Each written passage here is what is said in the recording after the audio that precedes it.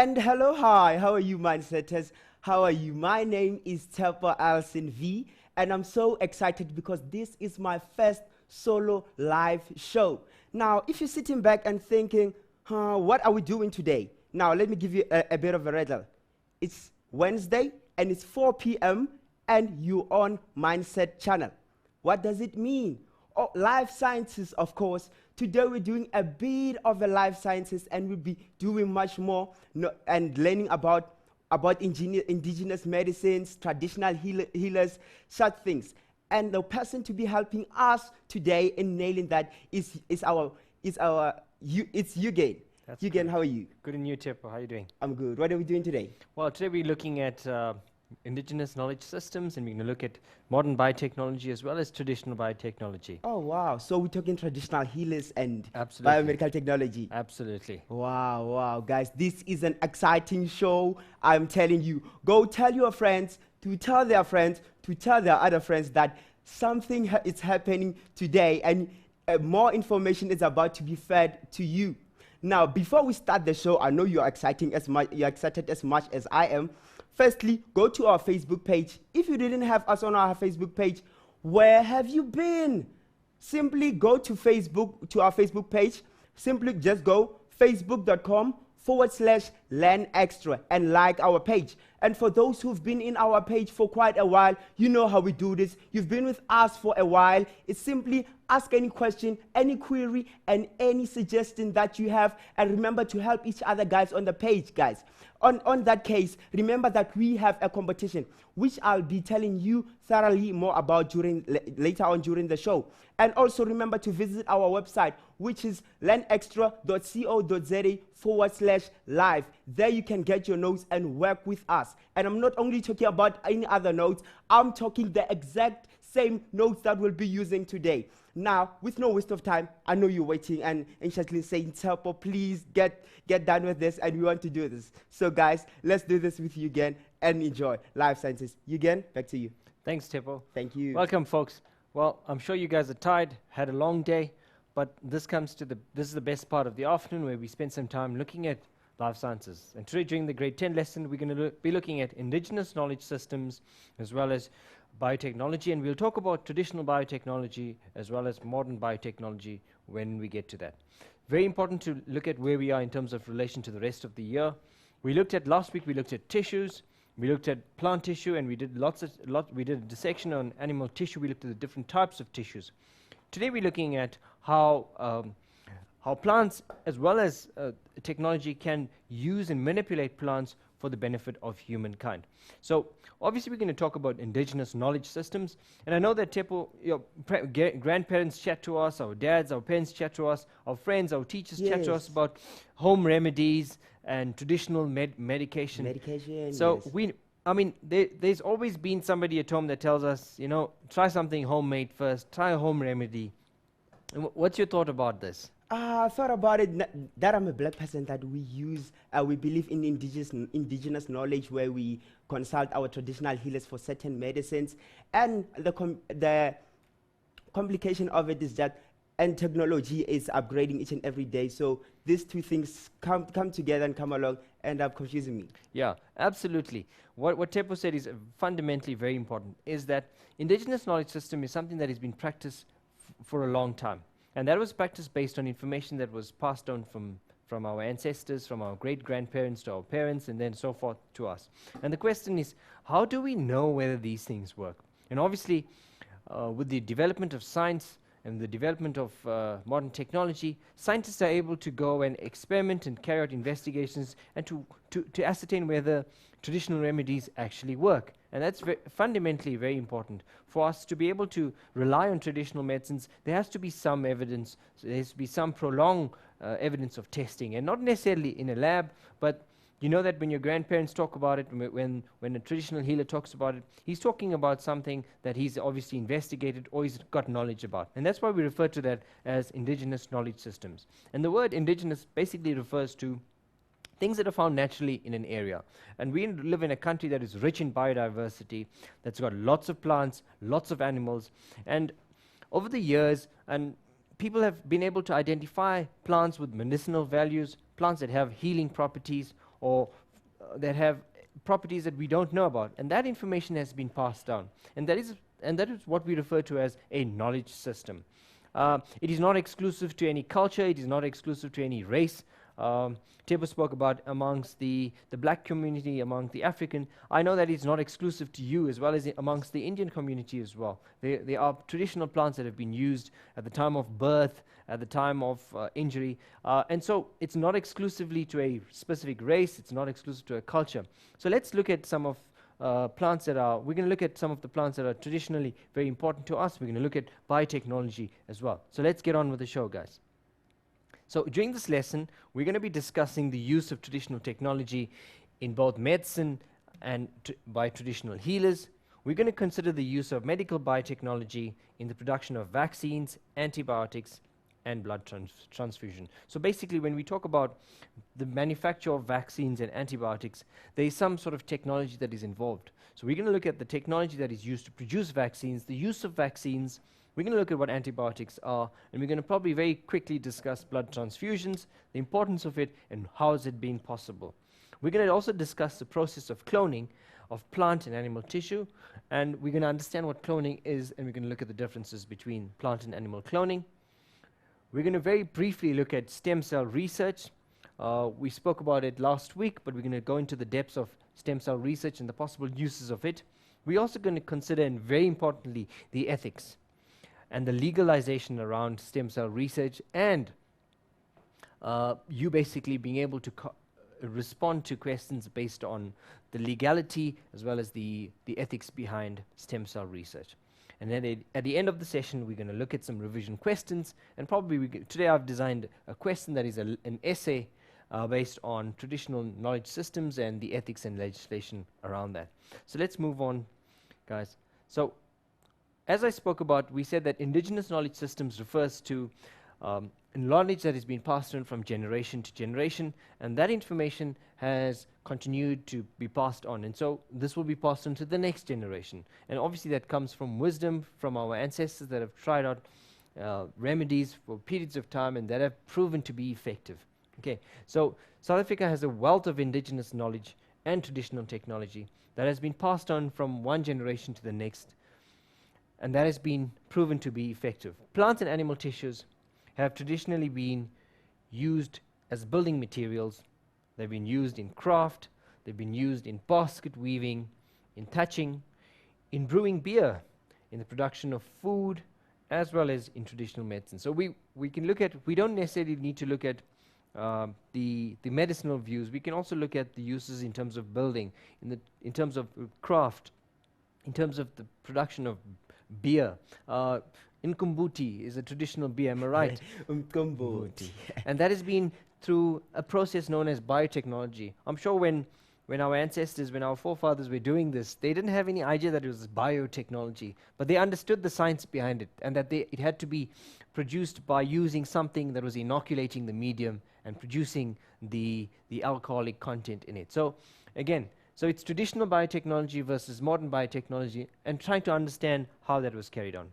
Many plants are used as medicines, and we know that. I mean, lots of the Vicks, the eucalyptus plants that produce the volatile oils that we rub on our body, those essentially come from plants with a strong volatile compounds in them. These are different kinds of medicines that people use. I mean, also to talk about drugs, Sepo, lots of them come from, I mean, the fact that we talk about weed and people use weed. And we know what the uses of it are. But again, it comes from plant. I'm not saying that we should be doing it, but these are medicinal drugs, or these are drugs that come from plants. People have abused them, and that's how you find we produce intoxicating drugs that have the negative effects. So remember that everything is good provided that it's used within limits.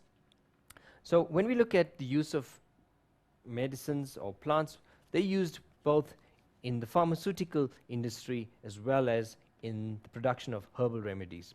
Now, when we talk of pharmaceuticals, we refer to medicines that are manufactured by to form different chemicals, and these are done in factories. They have been scientifically tested on thousands of patients, and under the care of trained doctors. So when we talk about pharmaceuticals, when we talk about over-the-counter drugs or medication, these have been tested, they've been proven to have no side effects, or we know of the side effects. Lots of these medications come from plants, and probably about 4,000 plants that we possibly have in South Africa have pharmaceutical advantages or uses. We also have herbal remedies, and these are plant products that have been treated, they've been packed, they've been purified, and have undergone some amount of or very little scientific testing. Medicinal plants have been used in many ways, usually in an unpurified form. They're used by traditional healers who have the knowledge about these plants. They have not been scientifically tested, or there haven't been enough of trials to prove any scientific any side effects as such. What is very important is that we must take from this is that we cannot simply try anything that we think may work. You've got to seek the advice of somebody who's trained in this, and make sure that the person that you're consulting with obviously is authentic and he knows about what he's talking, because you could try something out not knowing, and that could possibly have tremendous bad side effects or things that may go wrong. So it's very important to try and to speak to somebody who has thorough knowledge about it. Let's look at the use of traditional technology in medicine and by traditional healers. As I said, we have over 4,000 plants that are used for medicinal purposes by various groups of people in South Africa. The use of medicinal plants is an important part of our culture. When people consult traditional healers, guys, or the practitioners who would collect fresh plants and materials, these would then be used to treat patients. The traditional healer and their trainees were the only people who were allowed to collect these plants. And you'll find that now, because of the demand for traditional medication and plants, and due to urbanisation, if you go around in town, if you go to most of the cities, you'll find that there is a traditional healer, there is a shop in there where these are readily available. It wasn't the case 50 years ago. You'd have to go to a rural village where you'll find a traditional healer who would then be able to get you fresh plants. However, due to the demand, traditional healers have opened up their shops, and these are available. So, because of urbanization, we can now buy medicinal plants. The traditional healers cannot collect fresh plants all the time, so they rely on people to supply them. And this brings in the topic about sustainable harvesting of it. So traditional healers have been addressed about sustaining the harvesting of this. They have trained people, or they have people that go around and collect them, and the idea is to sustain the collection. We do not want to exploit our resources, but however, due to the demand, some of these plants have become exploited to the extent that they now possibly are endangered with the possibility of becoming extinct. And we need to be conscious about this, and we need to practice sustainable harvesting of plants, and that is what traditional healers are actually at the moment talking about. So let's look at some examples of plants that may become extinct because they've been over-collected or overused for medical reasons. And these are the wild ginger plant. We have plants called the black stinkweed, the elephant's foot, the leopard's orchid, and euclivias. Now these are plants that are possibly threatened in the wild because of over-harvesting. The demand of these obviously is what has caused them to be overexploited. Today these plants are protected by laws. So we find that there are laws that protect these plants, and it is illegal to go around randomly collecting these plants. You need to have a permit, and you need to show that your collection is sustainable and that you can reintroduce these into the wild. Many traditional plants in South Africa are now used in herbal medicines that are sold in many countries internationally. Obviously, the effects of these have been investigated. People have got word of this internationally, and there's a market for it. With any product, when there's an international market, the demand becomes great. The supply would need to supply the demand, and hence you find the exploitation of that. Today, guys, we're going to look at devil's claw and African potato. And I know that these have scientific names. That's not important. But let's look at the uses of these two plants, devil's claw and the African potato. So when we talk about, okay, I'm just going to go back to devil's claw, the African potato. Okay, right here. Let's go on, sorry. So let's look at devil's claw.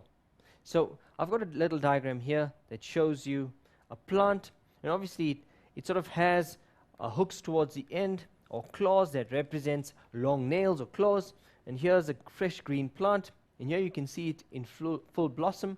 So obviously the ends of these appear like claws, and hence that's how it's got the name claws. Okay, I'm going to try and highlight that with here. You can clearly see here. Okay, so it's claws here, and here you can see it's twisting again, so it's quite sharp. And when these are dried, obviously they ground it up, and then they used into different products for their uses. So let's go back and look at the possible uses of this. So the description is that it is a thick, fleshy root of the plant that is being used. It is traditionally used to treat diabetes, and obviously people that have a problem maintaining their sugar blood glucose levels. It is used also to treat gout, fever, tuberculosis, indigestion, and obviously menstrual cramps. So multifaceted, many uses. The plant is also traded worldwide, and that is what puts pressure on the demand for this plant, because it's also very effective in treating osteoarthritis, fibrosis, rheumatism, and the inflammation of joints and other disorders. So how has this been proven? So labs across the world have tried these out, have been tested. So in the devil's claw, there are certain organic compounds that are extracted, and these are then processed into pharmaceutical creams, and that are used. So it's not exclusively a traditional medication now. It's expanded into the pharmaceutical industry, where the compounds of these plants have been used. And that is the reason why these have become exploited. So some farmers have now started growing these plants to sell them on the local and the overseas market. So this is done on an extent where it is farmed, and this is to meet the demands of local as well as international market. And obviously that is done from a sustainable point of view, but obviously not to damage our natural resources, but to make this a renewable resource, we have to start farming it. Okay. So guys, we've looked at devil's claw. We're going to go in for a little break, and then when we get back, we're going to look at another example of a plant called the African potato. You guys stay tuned. I'm going to hand you over to Tepo. Wow, I have to say, guys, it's information overload. Now, guys, remember that we've learned about plants, we've learned about the use of medicines. I hope you have your pen and paper, jotting everything down there. But after the break, more is coming. But before we go to break, the big question that we have here on Mindset, guys, are you the next future star? Is the big question that we have for you today. Now, here at Mindset, we have a competition running up where we need the future stars. You have to be the age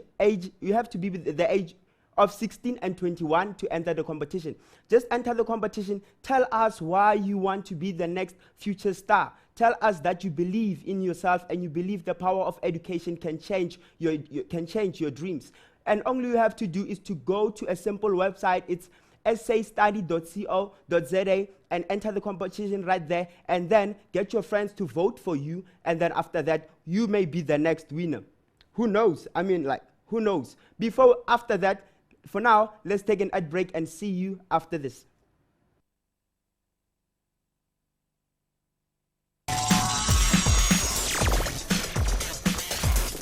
And welcome back, Mindsetters. I hope you had a good break right there, like I did. If you just joined us, where have you been, guys? We've been doing traditional medicine and technology. Guys, a lot of information is coming here. I'm learning a lot, and so are the guys who've been watching. And I'm watching you on Facebook. I like the comments. I like everything that's happening, but I'll get back to that later on during the show. Now, remember to enter the competition and get your friends to vote for you. Simple as that. Now, with no waste of time, let's continue and have fun with Life Sciences. Again. Let's have Thanks fun. a lot. So, guys, Tepo, why don't we get our mindsetters to actually send us some suggestions about herbal remedies or home remedies that you use, and maybe we could, with the winter coming up, maybe we could see, and we're not too sure if they're all going to be trusted and but we can maybe look at what people have to say about traditional remedies. Medicine, yes. Okay, so the plant that we were speaking about before we went on to break was the devil's claw. We're going to look at the African potato now, and basically this is what the plant looks like, right? So it's got these nice yellow flowers, and We'll probably not see many of these in the town, but you're going to find them in rural areas. There are farmers that actually start growing these now.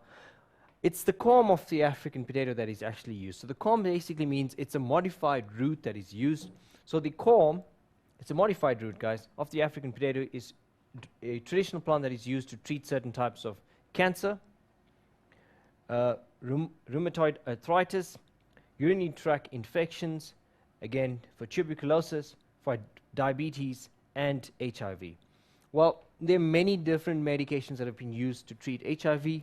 Again, there's nothing as effective as antiretrovirals in terms of fighting that, but obviously these have been so-called tested and by traditional healers too, and they claim that it does cure or helps in the treatment of HIV. I'm not too sure about that, but again, we can investigate it. African potato is also traded worldwide, and some of its ingredients are used in pharmaceutical drugs as well.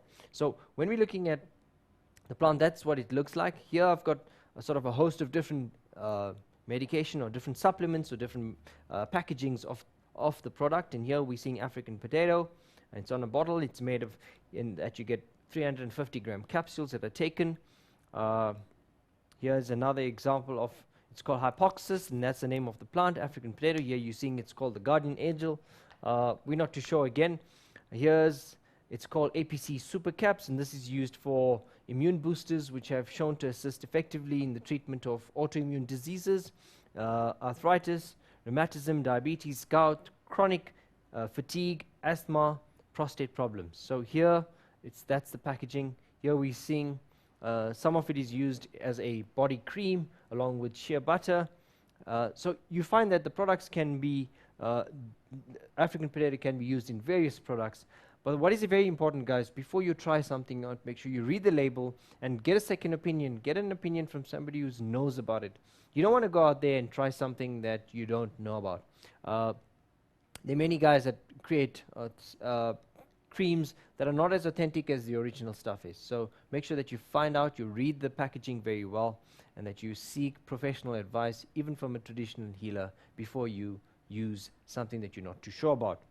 Okay, so let's move on to the use of medical biotechnology in the production of vaccines, antibiotics, and blood transfusion. So we're going to very quickly talk about vaccines, we're going to talk about antibiotics, and a bit of blood transfusion.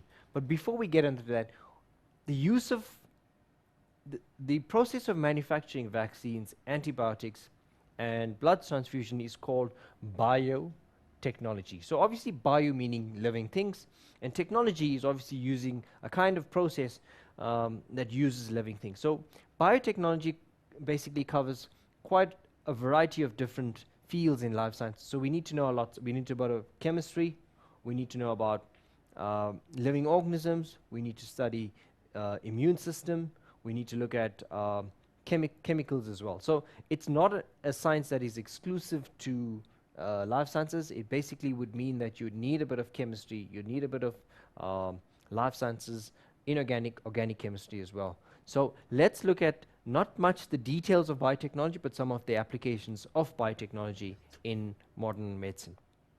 So biotechnology is making use of useful substances using plants, animals, bacteria, and fungi, or microbes. And the production of yogurt, cheese, using yeast to brew and make a beer, the baking of bread, making of antibiotics, the producing animal food, the manufacturing of new fuels or biofuels, the removal of sewage waste, are just a few examples, guys. Biotechnology is used in everyday life. The fact that you can go home and have yogurt, and that has been produced from milk, and that's produced by microbes, by bacteria. Vaccines, process of when we talk about the use of antibiotics, antibiotics are made from fungi. Cheese, guys, we have cheese, tastes awesome, but there is bacteria that are used in the production of cheese. Alcohol, guys, alcohol is used to, and that is through using yeast, and that is through a fermentation process. We also bake bread, and lots of you guys, probably your moms or dads, bake at home. You tried your hand at baking, and you obviously need to add to the dough yeast, and that the yeast basically will cause the bread to swell. It causes a process called fermentation, alcoholic fermentation, which actually produces and creates causes the bread to rise and creates that textured appearance in the inside. When you cut your bread, Tepo, you notice those bubbles inside, Yes. the soft texture, and that is because of the gas that is produced by the yeast. By the And yeast. that bubbles up, the dough Oh. rises, Oh, wow. and then when you bake your bread, obviously the alcohol evaporates, and that's how you have bread. Okay. Antibiotics are made using microbes.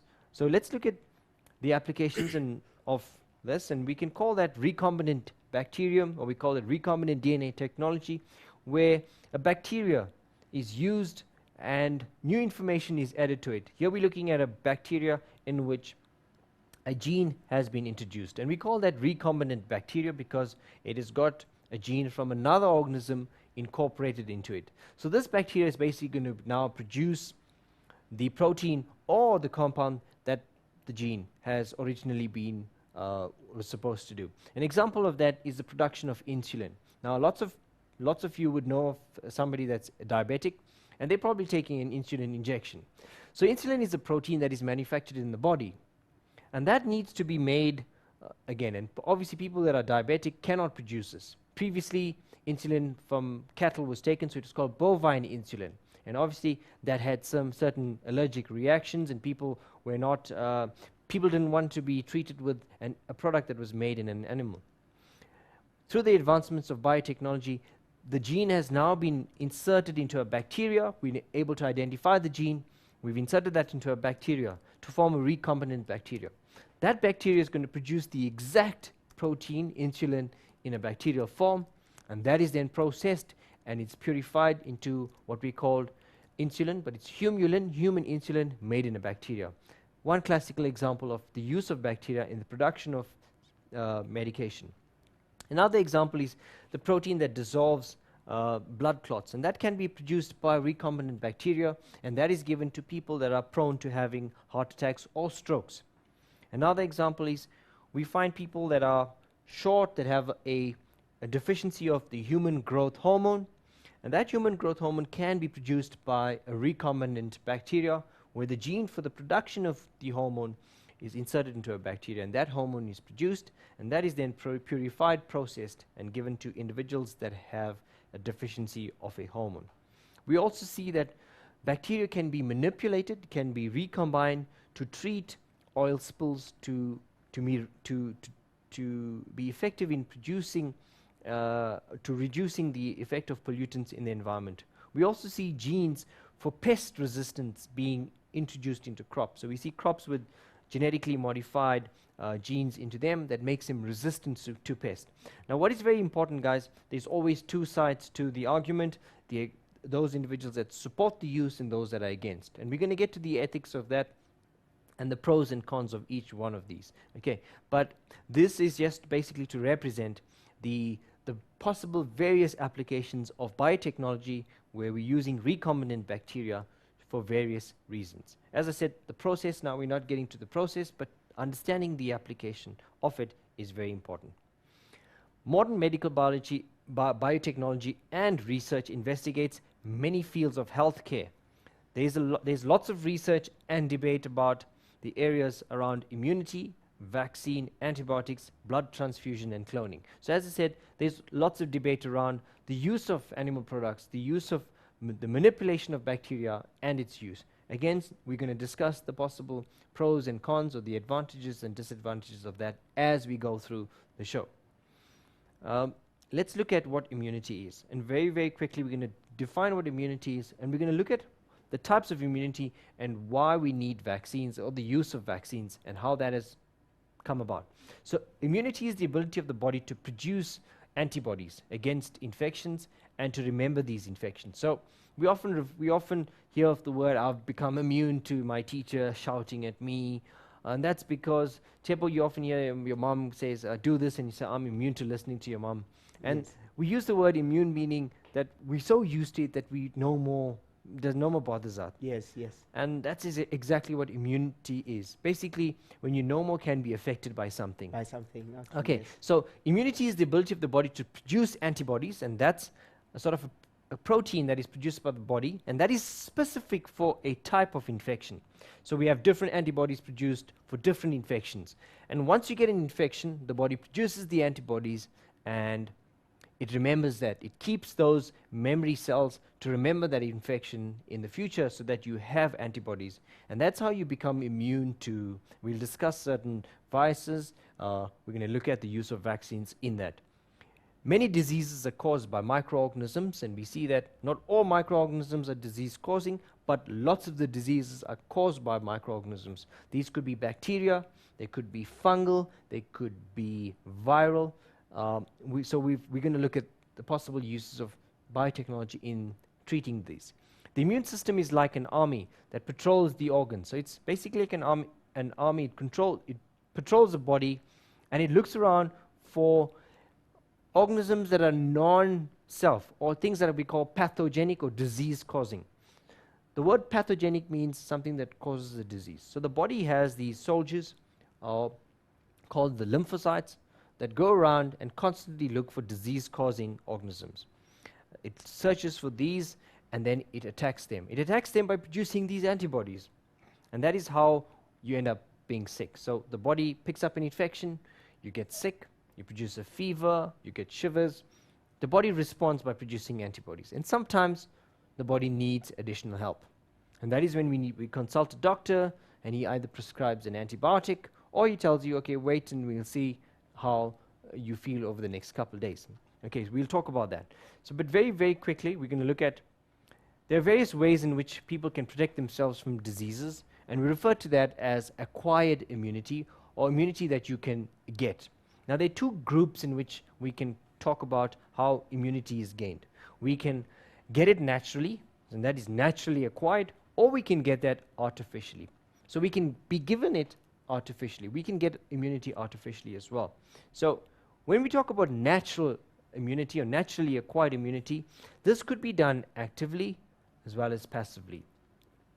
How does that happen passively? How do we get natural immunity passively? And this is when antibodies are passed on from the mother to the fetus during the development, during the gestational period, or even during the process of breastfeeding the mom. When the mother feeds the baby during the first few weeks after birth, the milk that is produced, called the colostrum, guys, has lots of antibodies from the mother that the baby needs. So it's essentially very important for the baby to be able to get that milk.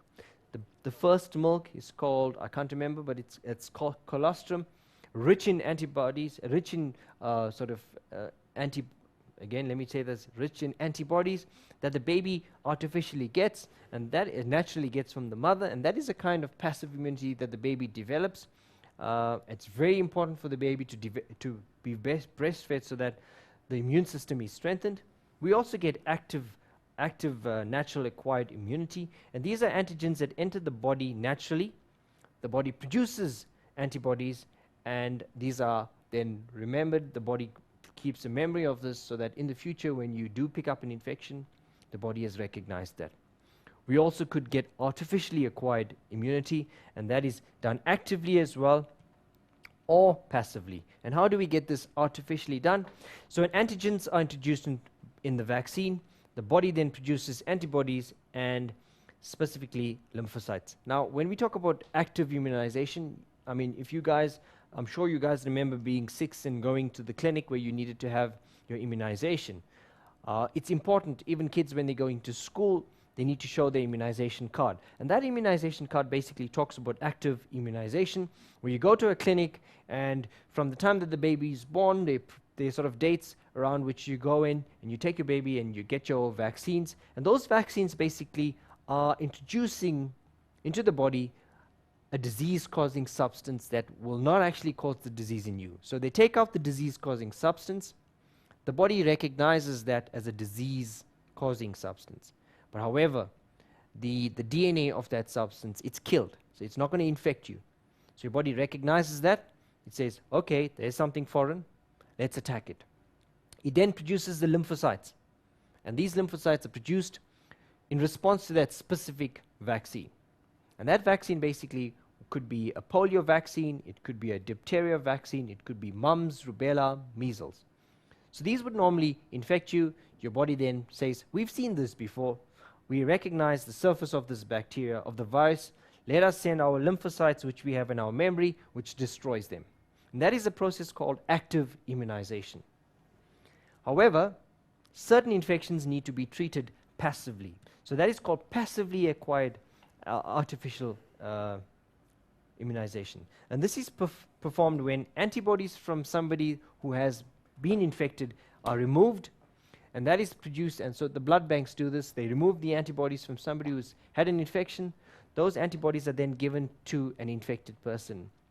And that person does not have to now build up antibodies, but acquires them artificially from somebody who's had a previous infection. So we've gone through immunization, guys. We're going to look at the possible uses of blood transfusion and the ethics in the last segment. I'm going to hand you over to Tepo for a short break. Okay, guys, I hope you had much more, you have learned more as I did, because we are both mindsetters as we are. Now, guys, before the break, I urge you to enter the competition of future stars. Are you a future star? Do you believe in yourself, and do you believe that education can help you achieve your dreams? Simply log into sastudy.co.za and enter the competition, and tell your friends to vote for you, and you could be one of our winners. Remember that 5 winners will be walking away with prizes worth 10,000 rands. And I said prizes, not cash. 10 prizes. And remember that guys, the closing date is on the 30th of April. Terms and conditions do apply.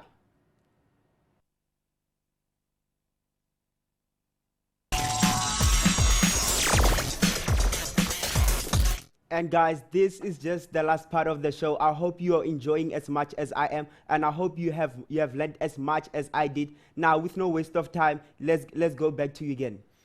Thanks, Tepo. Guys, the last session, hang in there. We're going to obviously look at whatever we have left, but we're going to also look at the question at the end. I think that's very important for you to stay in. Let's look at that question. We discussed immunization. I'm very quickly going to look at two descriptions of active immunization and passive immunization. And obviously I do understand that you may have not reached this section yet, but it's very important. Maybe you could do this and obviously be able to be a heads up in class, and you'll be able to respond to questions much better. The other is to refer to these notes, guys. Download these notes so that you have them with you. So active immunization involves the injection of dead or weak strains of the virus into the body. The lymphocytes produce the antibodies against the virus, and they form memory cells that then produce antibodies if the virus re-enters the body. And that's essentially important. When we're given active immunization, you're actually given a dead or a weakened strain of a virus, and that is essentially so weak that it cannot infect your body. What it does is that in grade 11, when you study the structure of viruses and bacteria, you see that the outer coat of the bacteria or the virus has certain glycoproteins that the lymphocytes recognize and produces antibodies. Without the central DNA or the DNA or the nucleus of that, the virus or the bacteria is not going to infect you. And that's essentially what modern biotechnology has been able to do. They've been able to create dead or weakened strains of a virus just using the outer coat and administering that, so that the body is fooled into believing that you have an infection. It quickly produces the lymphocytes or the antibodies, the lymphocytes produce the antibodies, and that actually is very effective to treat the dead or weakened strain of the virus. The body then remembers this for future infections, and that is how you become immune to that. Passive immunization, again, I spoke about this. It's when serum from somebody who's produced the antibodies, these are taken and then are given to somebody who's got the infection, and that is a passive way of being immunized. Here I've got little posters, and these are obviously campaigns about polio vaccines and diphtheria. Again, both viral, and you know that kids should and must have their vaccines taken, and this is taken oral polio drops. We have been totally eradicated, largely due to the active immunization process. Diphtheria, also a viral infection, and these are posters that were posted early on when the incidences of polio and diphtheria were high, not recently, probably 30, 40 years ago, 50 years ago, during the early 1900s, when it was very rife. Okay, so we're going to look at, we're going to very quickly talk about what antibiotics are. Antibiotics are drugs that kill or inhibit other microbes which cause infections. Antibiotics are made from fungi. So if you talk about antibiotics, they're made from a fungi. Fungi is the type, you got different types of fungi, but it's the type of a microbe, various uses, guys, and one of is production of antibiotics. And a classical example of an antibiotic is penicillin. And when you go to a doctor, sometimes the doctor will ask you, are you allergic to penicillin? And he's basically trying to establish whether you're allergic to a fungus. And obviously, penicillin is a drug or is an antibiotic that is created from penicillium. So penicillin, bacteria such as Streptomyces also produce, this is very effective against treating that infection. So let's go again. Antibiotics are made from fungi such as penicillin, bacteria such as Streptomyces and Bacillus that are used to destroy various pathogens also are very important antibiotics. Antibiotics are used to fight mainly bacterial and fungal infections. They are effective against viruses. As the virus changes, they are ineffective. Sorry, this should have been ineffective. Guys, it's ineffective. Please correct that if you have the notes. They're ineffective against viruses, and as viruses constantly change their shape and structure very easily, making the antibiotic ineffective. So what is very important when you go to a doctor, and this is very important in terms of understanding how doctors prescribe medications. He should not be giving you, and they're obviously professionally trained, not to give you an antibiotic when you have a viral infection. And the reason is that viruses, often the body produces antibodies in response to a viral infection, and after a few days, you do feel a bit better. When you have a bacterial infection, the doctor will prescribe an antibiotic, and that's specifically because antibiotics are effective against treating fungal and bacterial infections, and that's fundamentally important when understanding how doctors prescribe the medication. He's not going to give you an antibiotic, or he or she will not give you an antibiotic if you have a viral infection. Having said that, it's very important to realize that when you get to a pharmacist, you should not be self-medicating or asking for an antibiotic, because you could actually have a viral infection. The disadvantages of using antibiotics all the time is that the body builds up immunity towards that, and they become less effective when you actually need to use them. So let's move on to the next. We're going to look at cloning and the process of cloning very quickly. It's the last segment, guys. We've got a few minutes left. I'm going to discuss cloning in a nutshell. Cloning is when a group of identical organisms are grown from one or fewer cells of a single individual. Each organism is called a clone. Each separate cell divides to produce new organisms that are genetically identical to the parent. So cloning basically means that, and we've heard of stories of organisms being cloned, it's an exact copy of another organism. Naturally, it does not happen in terms of for you to get an exact copy of another organism. That has to be done through some technological process, and that is where we see biotechnology using the process to produce clones. And we see several uses of cloning, especially amongst the breeding of animals, the breeding of plants, where we produce exact copies of a plant or an animal that is beneficial to us. So let's look at, we're going to look at another type of technology called tissue culture. Culture basically is to grow something. So we're growing from tissues, we're culturing organisms, we're growing tissues, we're growing tissues into new plants. We could grow possible organs from tissues as well. So tissue culture is a technique for cloning plants in which small pieces of tissues are grown and induced to grow into a root or a shoot. Then each root and shoot becomes a whole new plant. Today, many companies, example would be forest companies, produce large numbers of high quality trees by tissue culture from one superior type of plant. So simply they have one type of plant, they take out some tissue, and they grow many other plants that are exactly similar to this. Why is this an effective way? Because we're producing a plant that has the exact desired characteristics that we want, and also it is an effective way of growing these plants very fast without having to wait for seeds to be produced. We can produce from one cell, from a few cells, we can grow many trees. Okay, we're going to look at the advantages of tissue culture very quickly. We said that we could produce exact copies which have the exact same traits that the consumer wants. So consumers drive the market, and hence if there's something that we need that needs to be exactly produced, the biotechnologists can produce an exact copy of that. It also is it's a faster way of growing. the tissue quickly matures into plants. We can increase the quantity, so we produce many plants by simply having a few cells. We can also produce virus-free stock, because there would be then plants that there are fewer losses in horticulture and agriculture by tissue culture, where we're growing plants that have a specific desired quality, that are resistant to viruses, resistant to fungal infections, that can grow much faster. Okay, so here's a diagram that shows the process of cloning in plants and animals. Slightly different in animals, but there are two methods in plants, where we take a piece of a tissue, and that is then put into a broth medium. I'm just going to change the color for you guys. Okay, it's put into a broth medium, and that medium is basically a nutrient medium in which these cells will actively divide. It's given the right conditions of temperature, pH, and nutrient medium. Another would be to remove some isolated cells from the protoplasm, the actively divided meristematic cells, and to grow these. These calyces, which are a group of cells that have divided actively, will now grow into cloned plantlets, simply meaning smaller plants. These are then taken into a different different growth medium in a test tube, and they're grown in a lab to a point where you have a plant that can then be potted into soil, nurtured, and then transferred into. So from one cell, we have, or from a few cells, from tissues, we've grown plants that are exactly similar to the original plant, that have the desired characteristics. And that's essentially what tissue culture and cloning in plants is. We're going to discuss cloning, guys, and then we're going to go into the arguments very quickly around that. So cloning, we've heard of Dolly the sheep.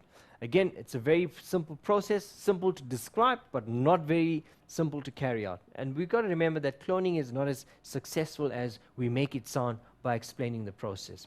It is a technique that has become very successful because of trial and error. Lots of research still happening in it. Human cloning not taking place, yes, in plants and animals, but not in humans. So let's look at the egg cell. So we have an egg cell from a donor sheep, and we want to grow another sheep that is an exact copy of that sheep. Okay, so we have a mammary gland taken from a donor sheep as well. So we've got a donor sheep that donates an egg cell, and we've got a mammary cell that's from the mammary glands. The mammary gland cells can grow in a low nutrient medium, and they have the ability to stop in a phase of the cell cycle in the interphase, and that cell can then be used. The egg cell from the ovary is taken, the nucleus is removed, we remove the identity, we strip the identity of that cell. All we have is an egg cell that has no nucleus. It has the innate ability to divide after being fertilized. We take the nucleus from the mammary gland cell and we insert that into the egg cell that has lost its nucleus. We then have inserted the nucleus from this cell into the egg cell of that. So we've taken the identity from this mammary gland cell and put it into the donor sheep's egg cell. We have now a cell that has the genetic information from the donor sheep and no information from the egg cell. This is then given electrical impulses, stimulated to grow in a lab.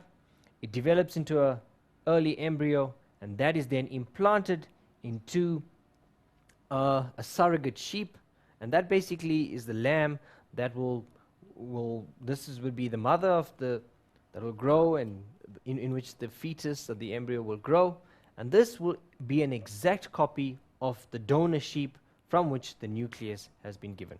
And that is how Dolly the sheep was cloned. Guys, we've got a minute left, and I'm going to very, very quickly go to the arguments against. And I want you guys to read these, download these notes, and remember that there's always those that are in favor and those that are against it. It's very important for you to have an understanding of both and be able to argue both in favor and against any one of the techniques. So there are questions at the end, and you could expect a question like this. And read the question, and it obviously means that you should be able to bring in arguments for and against. So here's an essay that we possibly could attempt at the end of the topic. Remember that your teachers could put in an essay for you. So from my side, guys, nice having chatted, teaching you. Over to you, Tepo. Okay, guys, I hope you enjoyed the show as much as I did. We learned cloning and other things. But guys, unfortunately, good things come to an end. I feel like crying because I enjoyed the show. And guys, I hope you enjoyed the show. Take those notes, make use of it, make use of them. Tell your friends about what you have learned and enjoy those notes. Guys, from my side and from our side, see you next time. Same week, same place. See you.